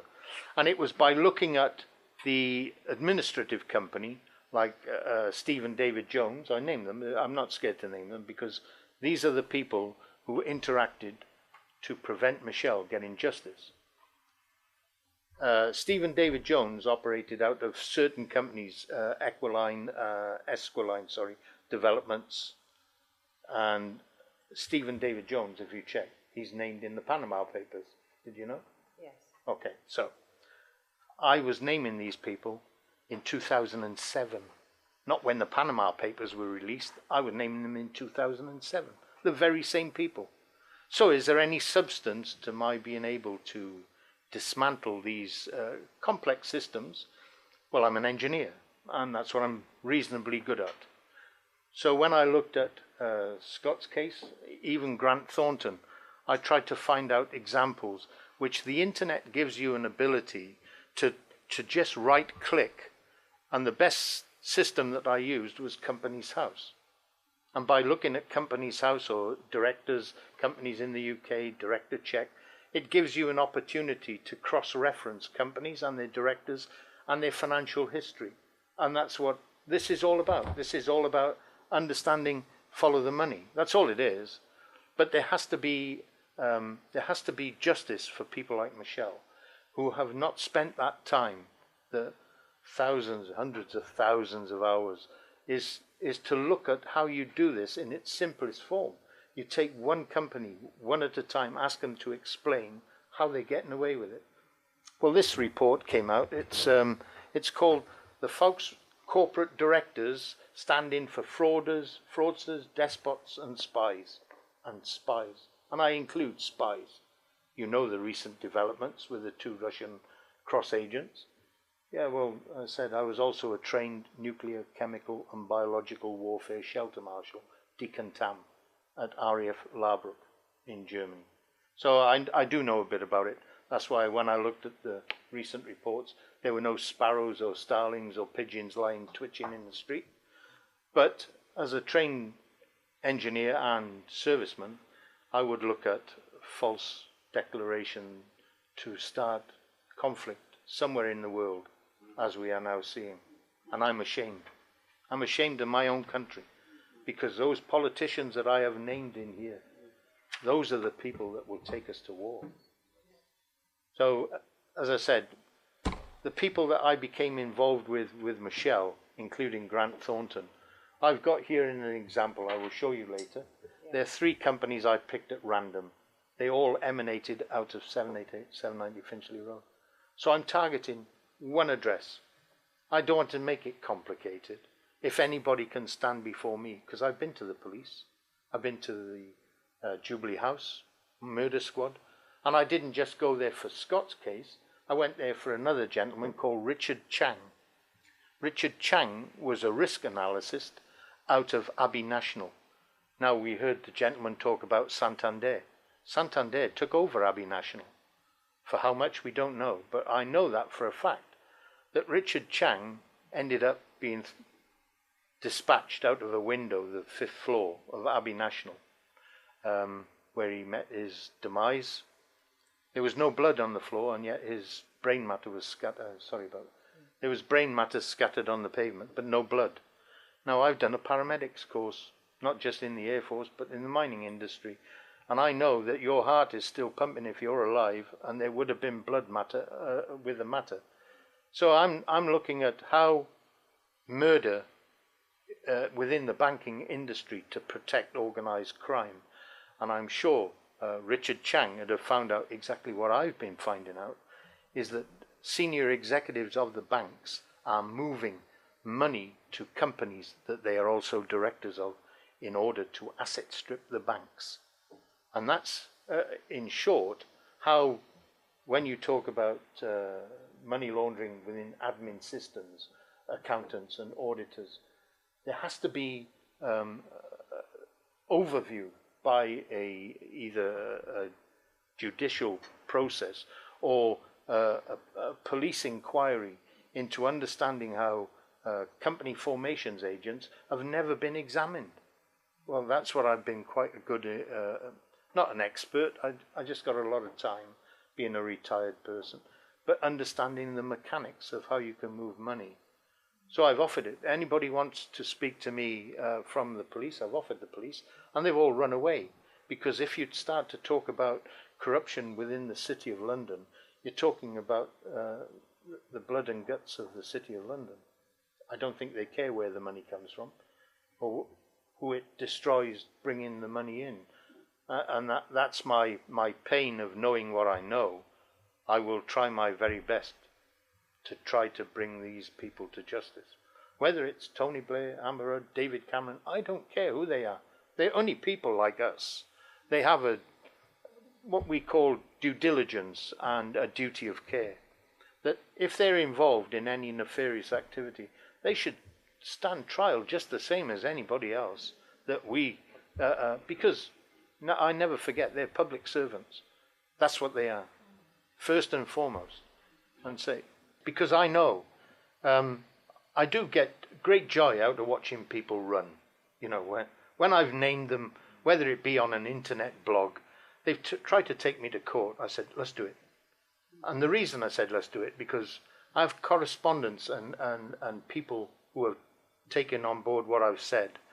Now, say this company in Namibia bought a worthless plot of dirt for $100,000. They sold it 6 months later for 2.5 billion. So I was contacted by French anti-money laundering experts who I've spent 5 years communicating with. They've sent me gratitude for helping them understand. And that resulted in Europe's fourth most powerful woman, Miss Anne Laveron, being dismissed from Arriva Nuclear France. Not only that, you will find out, and anybody can check, Jean Duplessis from Rio Tinto has just resigned from Rio Tinto. But the other directors included Miss Anne Laveron. And Miss Anne Laveron left a company called Vodafone because she was involved with another gentleman called Sir Samuel Essen Jonah, a Ghanaian gentleman, multi-millionaire, who was also involved with Eurobin Inc., which sold the worthless plot of dirt to Arriva Nuclear. And that's how you call, talking about coincidence, I don't believe in. I'm an engineer. I think this is marvelous, and I do want to talk to you more. Okay. Michelle Young, you had a question that you wanted to pose, or please use the microphone. Yes. What I would like to ask you, Gordon, regarding Scott's ex-girlfriend, who was the last person to see Scott alive, who left the apartment 15 minutes before he was found dead. Yeah. Is this correct? Stephen David Jones, the lawyer who restructured the assets through these shell companies, then set up companies with Scott Young's ex-girlfriend. He did. Months after his death. He did, and I mentioned that. It's all recorded. I spent 1.75 hours with the Jubilee House Police Squad, murder and serious organised crime. In that recorded interview, I gave testimony to them saying that how can the police ignore that the only testimony witness, which is an open verdict on Scott Gordon Young of non-suicide, because it was an open verdict, that Elizabeth Noel Reno, if you know how I deconstruct, operated out of using 2 ID numbers. And it's the mere fact that I know how to do this, is that I looked at the companies and when they were formed, and the companies were formed 2 weeks, I believe 2 weeks after Scott's death. So how can her testimony of what was said in a phone call be accurate if she then signs as a company director with the very person who was in charge of Scott's funds? And then I found out that Elizabeth Noel Reno's father, I believe, was also a director of Schlumberger. Schlumberger give the resources on oil wells throughout the world. And Ronald Reno gave the Schlumberger report for please don't buy any shares in the Gatwick Gusher, because it was run by David Anthony Lenigas and his cronies, who have 147 companies, never found anything. Thank you very much.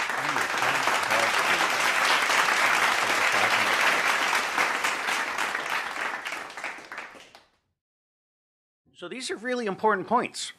And these are points that the defendants in her future case are trying to obfuscate. And these are the points that the media is very clearly supporting them. And one of the things I love about federal lawsuits is what's called discovery.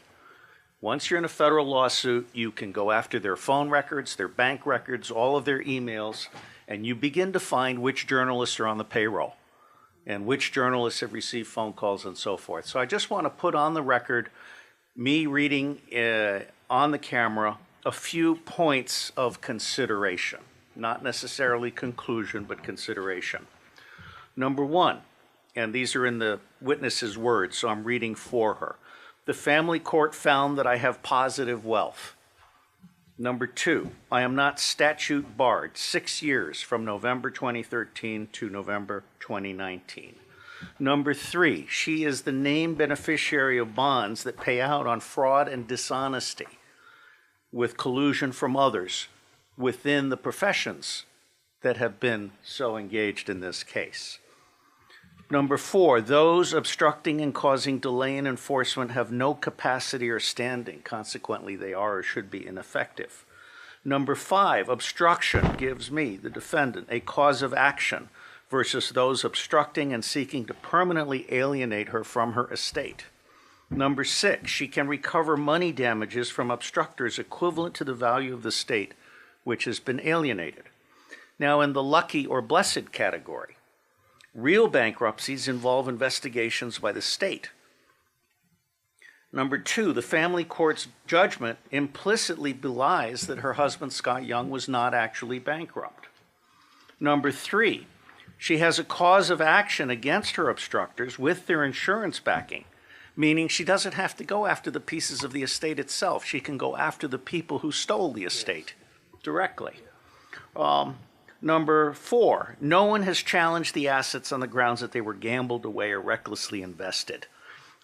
People have tried to cause her to abandon this just quest, but there's absolutely no evidence. In fact, there's evidence to the contrary, that the estate is very real and has not been lost. It's been stolen. Five, obstructors have not told the truth in court. By virtue of their perjury, they are now disapplied from the privilege in the future. Number six, there are publicly accessible claim forms versus those obstructing that the witness can use, that the plaintiff can use. Number seven, fighting on enforcement is new to police but can be translated, i.e. identity theft. Number eight, obstructors include those caught under the U.S. Foreign Corrupt Practices Act, an SEC aspect not triggered to date, and she makes specific reference to Arthur J. Gallagher. Number nine, she has a cause of action versus the auditor of FRP, the Financial Reporting Council, as well as reporting obligation and escalation opportunities. And number 10, the auditor of Arthur J. Gallagher has been informed she can do more with this.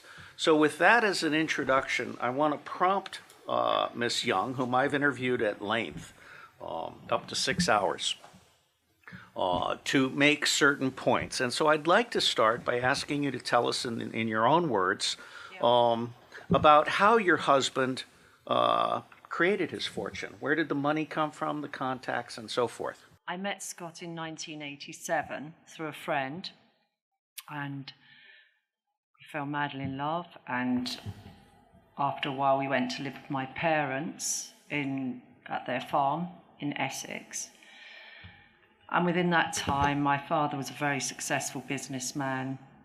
And so my father adored Scott, so it's like a father-son relationship. And so my father taught him a lot about business, gave him some very good contacts. My father financed him. I was very successful in the fashion industry, and I helped finance Scott in the very beginning. So the money was made during the marriage. We were happily married. We had 2 daughters. We got married in 1995. And, we had a wonderful life. We were very privileged. We had incredible estates with 200 acres, and we used to fly first class on yachts and all the rest of it, but we were happily married. We were just, even though we had all those big houses and all those things, we led a very simple life, the four of us together with lots of animals. The marriage, as Scott became more and more successful, he got involved with some very prominent businessmen and was spending more time in London. And then I found out in 2005 that he'd been having an affair. And I decided to leave him in 2006. It was actually November the 5th, 2006, fireworks night. That's when it all started. And when I came back to London, I filed for divorce. And then, I just realised the first day I ever walked into the family courtroom that judges, a particular judge at that time, ignored the law, ignored the evidence. As I came outside that courtroom, that's when I realised there was something wrong with the system, and that was day one. There were lots of other people standing outside the courtroom door, women crying, men looking very distressed. And I realised with my own case after that first hearing, there's something wrong with the system. And then I've spent the last 11 years investigating exactly what's wrong with the system. And from that investigation, I found out that the majority of the cases in this country, whether they go through the insolvency courts, the family courts, the people are just not getting justice. There's no remedy within our British justice system. If I may, which came first, the divorce or moving all of his money offshore through intermediaries? Well, what happened, I think he found out in 2006. I went to see a divorce lawyer. So when he was in London, when we was actually living in Miami, I had a phone call from this same lawyer, Stephen David Jones, who restructured the assets, to say, Scott's in the Priory, he's lost all the money, and he's been having an affair. My daughters were with me. I was in my bedroom in Miami, and we were just all utterly, the three of us were shocked. But our first worry was the fact he's in the Priory. Where is he? He's not well. I phoned every priory in England, and he wasn't in any of them. And this was all part of the plan with the assets. So with all that you know, do you believe now that the lawyer was lying to you when he told you he had lost all his money? 100% he was lying, because 2 years into the litigation in 2008, Scott gave my daughters 2 laptops to do their homework. And on those laptops, we retrieved information, which he had wiped the information, but we retrieved it because I used an ex-Scotland Yard detective and found assets of over 800 million. And not only the fact that he was a legal and beneficial owner of those assets, but he was the owner of all the trusts and the foundations where he'd moved the assets offshore. He'd used 30 law firms, 30 banks, and 8 asset management companies. If I might draw the Justice's attention to page 11 and on of the witness's submission to the court, it documents all that was found on these laptops, which were irrefutably the prior possession of her husband, and irrefutably this data has been recovered by a forensic specialist, and it's sufficient just to know that this documentation exists. Now, we've already discussed the Russian mafia stories as a distraction, so I don't really want to go there, but I do want to follow up on your husband's murder. Please tell me in your own words, what causes you to believe that he would not have jumped out of that window by himself? The thing is, Scott was absolutely petrified of heights. So I know for a fact there's no way he would have jumped out of any window. I think also the position in which Scott was found impaled onto the railings was so far away from the window that it was impossible for him to have landed where he supposedly did. Were there any ornaments or anything on the window that he might have dislodged? There were ornaments on the windowsill that were untouched. They hadn't been moved. So, and I think what's really important here is the inquiry was closed down so quickly with the police. There was no forensic work done. The police said there were no CCTV cameras around, so they never had any filming, any evidence of anything. And the person the last person to see him alive was his girlfriend of the time, Noelle Reno, who, when she left the apartment, within 15 minutes, he'd been found dead. And she was then allowed to stay in that apartment 2 days later after he had been found. And my daughters went there 2 days later, and her assistant and her were shredding documents before my daughters arrived. Now, she has not been ever thoroughly investigated. The lawyer, Stephen David Jones, during divorce proceedings, with blatant evidence showing in the family courts, not only should I have won that case in 2008 with that evidence, because it was obvious that these were his assets and where he'd moved them to, with which professional firms, but it also showed that Stephen David Jones was lying under oath in the family courts. The family courts, the same as in whether it's a divorce case or a child case, they don't deal with perjury. So you can go into a family court and you can lie through your teeth, and the judge will say, you'll have to take it to the police. If you go to the police, they say, we can't do anything, it's a civil matter. So the Law Society, it's self-regulated. The Insolvency Service is self-regulated.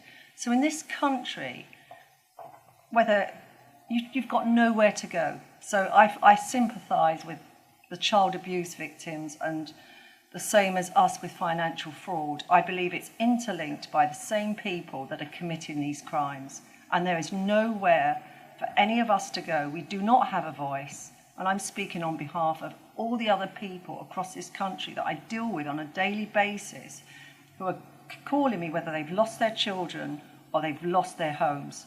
And this devastation in this country, someone has to address this. It has to come to an end, because either way, it's a form of enslavement and torture on humanity. It sounds as if you're saying that the family courts and the insolvency courts are used to, on the one hand, convert children into cash. And I'm not trying to lead you as much as paint this mental picture. So the family courts are being used to strip children from their family and convert them into cash.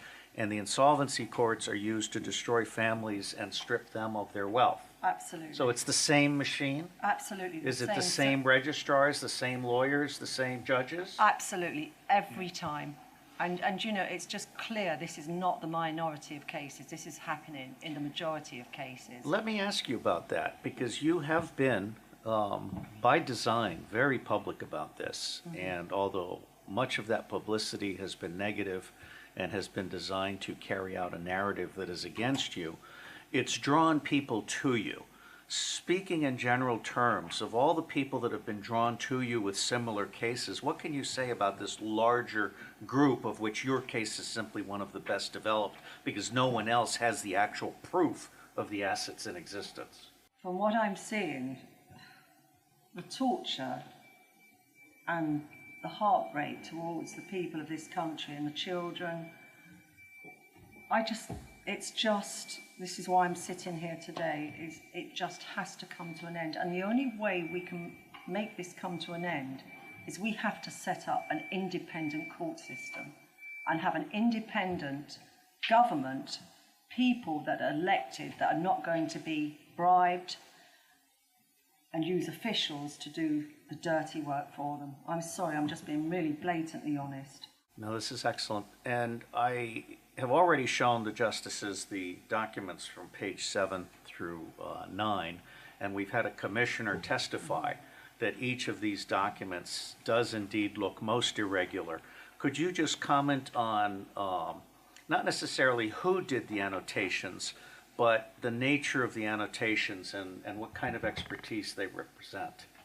Well, I'm working with a lot of victims who have spent, some of them who've never had justice in 25 years. One of them, he is an insolvency expert, and Mr. Ebert, who helps lots of other victims, and he's brilliant at looking at these documents, and he can see within three minutes whether they're forged or not. And nearly every single case that comes to him, they're forged documents. So what he did, he's got a little team. So not only are they using a false instrument to asset strip people, But we've then checked that there's no computerised records with the MOJ. And that is, we've got 100, I think it's around 180,000 cases that we can prove there are no computerised records. This next question goes beyond the documentation, and it's addressed to all three of you. What I would like you to do, starting with Michelle Young and then moving down, is give me a list of all of the people who have died in relation to this case that you know of. Well, Scott Young, of course, is one. Yes, there are 14 suspicious deaths around this one case, and not one of them have been investigated by our police force. Not one. Can you give us some names? 14. Yes. Yes. The other person is Boris Berezovsky, and he also went bankrupt, and Grant Thornton never found any assets. Same perpetrators. Any other names? They call them the Cipriani Five. I mean, can you think of some of the other people that we've investigated? The prince that drove 200 miles to jump from a Hilton window. There was the one that died in the helicopter crash. Yes, that was I think that was Robert Curtis. He was a lawyer. You could submit to the court a list of 14 names and the circumstances of their death. Yeah, especially with... I think it's been in the media. We'll take that for action at a later date. All right, that's lovely. I'm going to move us right along. And Michelle, you'll have a chance to... Apologies. The reason I'm angry and I'm frustrated for everyone that suffered, because there's nowhere for any of us to go. Yes. Well, this is a good start, and it's been quite clear to me that you're not only it's been quite clear to me that you're not only seeking justice for your daughters and yourself, but that you also have some solutions for the future. You've talked to people about changes that could be made that would be helpful. Do you care to talk about that, or leave it for another time? I think leave that for another time. All right, then. I have already read the summary of what I perceive to be her legal situation from her point of view. Let me just ask you, are there any last thoughts that you'd like to share with us before the justices have an opportunity to ask you questions? I would really like, my case is very simple regarding the assets. If I can recover some of this money, I will put money into good use to help all the causes that have been mentioned in this courtroom for the last 3 days. And I will not stop. If I recovered all my assets tomorrow, I've seen too much harm against humanity to sit back somewhere and just forget everything I've seen. So I'm here to make sure this system is cleaned up once and for all, so that the 99% in this world can have a decent life, no wars, no poverty, and children can be left in peace, and the same as adults and families. That's lovely. May I invite the justices? This might be painful. Your husband's death. Yes. Was there a coroner's inquest?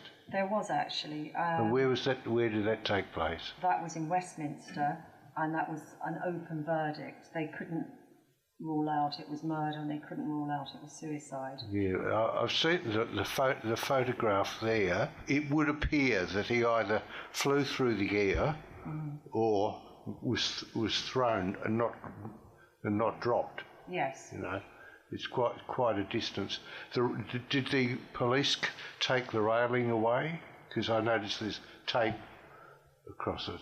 Yes, I think they had to, because his body was impaled on the railing, so they had. And you said his body was decomposed when you. Well, it was very strange, because after he was found, I knew that there was something wrong, because this case, it just unravels one layer of corruption after another. So I wanted to. I wanted to see evidence that it was Scott. Yes. The police, because I wasn't next to kin, would not let me see the body until 6 weeks after. And by the time I saw the body was so badly decomposed, I couldn't recognise the body as being Scott. Did anyone recognise him as Scott? The only person that saw the body was my brother-in-law.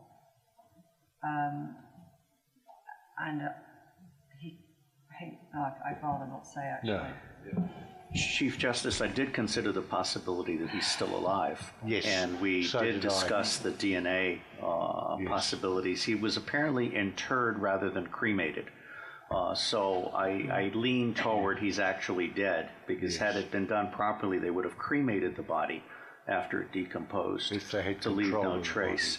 But if he were still alive, that would explain one of the reasons why Grant Thornton has been so viciously aggressive about defending itself. However, I lean toward this was just another asset stripping case. Yes. Yeah, look, I think on that part of it, we'll leave that open to be determined at another date. I think the only thing, as I've said, I'm going to have to step away from the vote on the bench, as it were. But I would like to commend you on your bravery, especially in the face of the things that you've said and the things that have happened to you, but also have happened to other people, which have obviously been fatal. And I commend everyone for coming forward in relation to this. I would like to echo and repeat what my learned brother Justice has said. You have our admiration. I think you have the admiration of everyone in this room, and you'll have the admiration of everyone who sees the film. What we would like to do would be to invite you to submit any further documentation, and we will consider it and come to a decision at a later date. But the preliminary view is, after listening to the evidence you presented, IWOCG evidence, as well as the documentation, it appears there's a very strong prima facie case of fraud, corruption, possibly murder, and certainly obfuscation, if not deliberate misfeasance and maladministration on the part of the court legal system, the receivers, and it's. In fact, I was speaking to during the break about receivers and liquidators. They are lawyers and accountants, but in every country I've been in, one could say they're not highly regarded because they step in like vultures and pluck the corpse. I had dealings with a matter I was involved in as counsel before I took on this appointment. There was $4 million involved, and at the end of the receivership, that the shareholders got nothing, the creditors got nothing, but the receiver's firm got $4 million in legal costs. I have served on the ecclesiastical court, the Supreme Court, for a number of years. Certainly everything was either in Arabic or in Hebrew, not in English. So I would not use legal terms, as it were. Just wondering, asking one or two questions. Do you have another citizenship besides what you have? No, I haven't. You haven't? No. You said, or that's what I got, that this lady with whom he fell in love was with him in that apartment from where his body was thrown, and there was no sign of blood, which means he was dead before they threw him, isn't it? There was actually lots of blood, I think. There was? Yes. Was she there with him before? She left 15 minutes before he was found. 15 minutes before he was found. Before he was found. Yes. Is she still around? I think she has something like 20 million in her bank account. So already? Yes. So.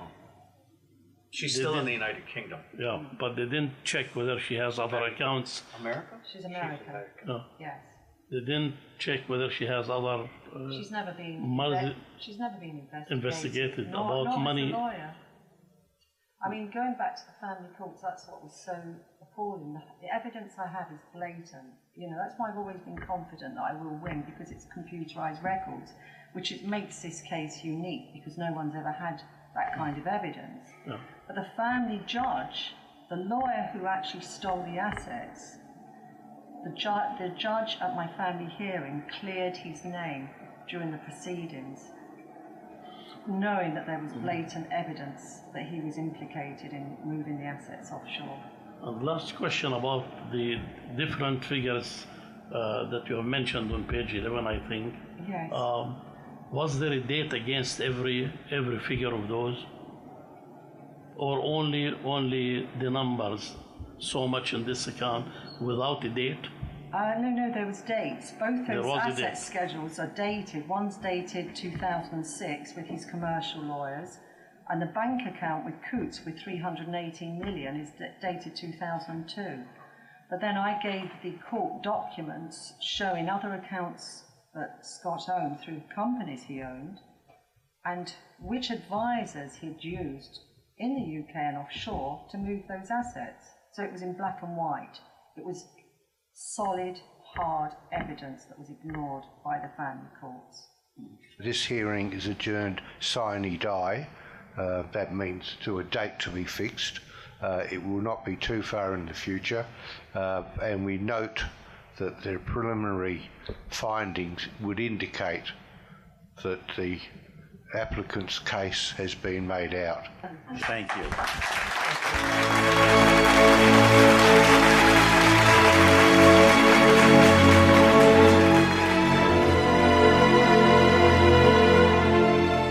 We are the power behind the ITNJ. Add your voice. Sign the treaty.